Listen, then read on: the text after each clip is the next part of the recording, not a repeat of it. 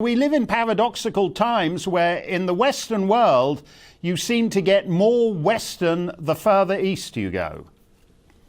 Well, that's perfectly true, because the people in Poland, Hungary, the Czech Republic, or throughout the whole of Eastern and Central Europe, they've lived under Marxism.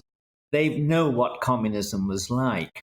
They recognize the slogans, and then they know what the reality was behind those slogans.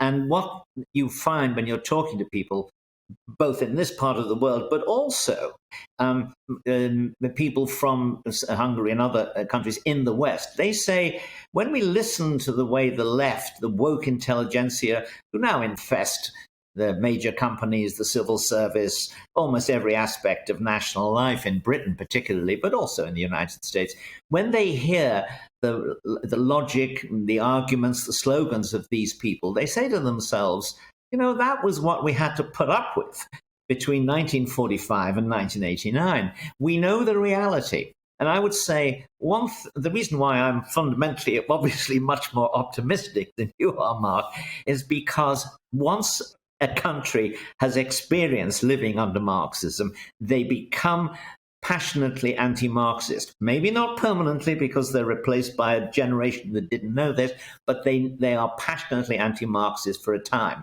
I don't relish the thought of the people who will follow me, because I won't be around to live through the worst of it, but discovering how Marxism really is. But when they discover it, they'll stop being they'll become tremendous conservatives and force conservative parties to begin to behave like conservative parties, which they're not doing at the moment. I agree.